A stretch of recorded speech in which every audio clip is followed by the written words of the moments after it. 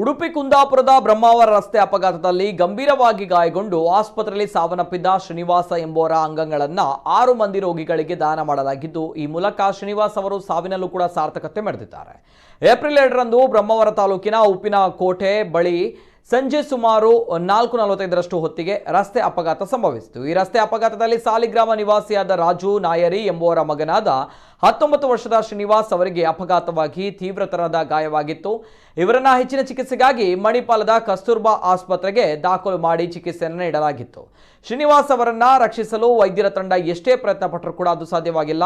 ಚೇತರಿಸಿಕೊಳ್ಳುವಂತಹ ಯಾವುದೇ ಲಕ್ಷಣಗಳು ಕಂಡು ಬಂದಿರಲಿಲ್ಲ. ಶ್ರೀನಿವಾಸ್ ಅವರ ಜೀವ ಉಳಿಸಲು ಪ್ರಯತ್ನ ಪಟ್ಟರೂ ಕೂಡ ಅದು ಸಾಧ್ಯವಾಗಿಲ್ಲ. 6 ಗಂಟೆಗಳ ಅಂತರದಲ್ಲಿ 2 ಬಾರಿ ಪರಿಶೀಲಿಸಿ ಅಧಿಕೃತವಾಗಿ ಪರಿಣಿತ ವೈದ್ಯರ ತಂಡವು ರೋಗಿಯ ಮೆದುಳು ನಿಷ್ಕ್ರಿಯಗೊಂಡಿದೆ ಎಂದು ಘೋಷಣೆ ಮಾಡಿದ್ದಾರೆ. ಈ ವೇಳೆ ಶ್ರೀನಿವಾಸ್ ಅವರ ತಂದೆ ರಾಜು ನಾಯರಿ ಅವರು ಕಾರ್ಯಸಾಧ್ಯವಾಗುವ ತಮ್ಮ ಮಗನ ಅಂಗಗಳನ್ನು ದಾನ ಮಾಡುವ ಇಚ್ಛೆಯನ್ನು ವೈದ್ಯರಲ್ಲಿ ವ್ಯಕ್ತಪಡಿಸಿದರು. ಜೀವನ ಸಾರ್ಥಕತೆ ಪ್ರೋಟೋಕಾಲ್ಗಳು ಮತ್ತು ನಿರ್ಧಾರಗಳ ಪ್ರಕಾರ ನೋಂದಾಯಿತ ರೋಗಿಗಳಿಗೆ 2 ಕಾರ್ನಿಯಗಳು ಮತ್ತು 2 ಮೂತ್ರಪಿಂಡ ಮತ್ತು ಚರ್ಮವನ್ನು ಕಸ್ತೂರ್ಬಾ ಆಸ್ಪತ್ರೆಯ ಮಣಿಪಾಲದಲ್ಲಿ ರೋಗಿಗಳಿಗೆ ಬಳಸಲಾಯಿತು. ಯಕೃತ್ತನ್ನ ಬೆಂಗಳೂರಿನ ಆಸ್ಟರ್ ಆಸ್ಪತ್ರೆಗೆ ಕಳುಹಿಸಿಕೊಡಲಾಯಿತು. ಈ ವೇಳೆ ಮಾಧ್ಯಮಗಳೊಂದಿಗೆ ಯುವಕ ಶ್ರೀನಿವಾಸ್ ಅವರ ತಂದೆ ಅಂಗಾಂಗ ದಾನ ಒಂದು ಪುಣ್ಯದ ಕೆಲಸ, ನನ್ನ ಮಗನ ಅಂಗದಾನವನ್ನು ಮಾಡಿ ತನ್ನ ಸಾವಿನಲ್ಲೂ ಕೂಡ ಸಾರ್ಥಕತೆ ಮೆರೆದಿದ್ದಾನೆ ಎಂದಿದ್ದಾರೆ. ವೈದ್ಯಕೀಯ ಅಧೀಕ್ಷಕರಾದ ಡಾಕ್ಟರ್ ಅವಿನಾಶ್ ಶೆಟ್ಟಿ ಮಾತನಾಡಿ, ಜೀವ ಉಳಿಸುವ ನಿಟ್ಟಿನಲ್ಲಿ ಅಂಗದಾನ ಶ್ರೇಷ್ಠವಾದ ಕೆಲಸವಾಗಿದ್ದು ಅತ್ಯಂತ ಮಹತ್ವವನ್ನು ಪಡೆದಿದೆ.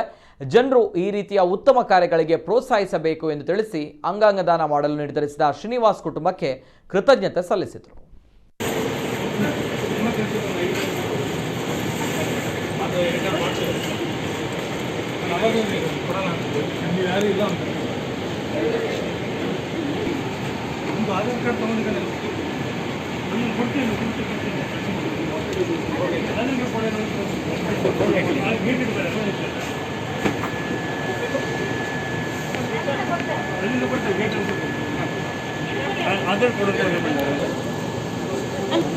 आधार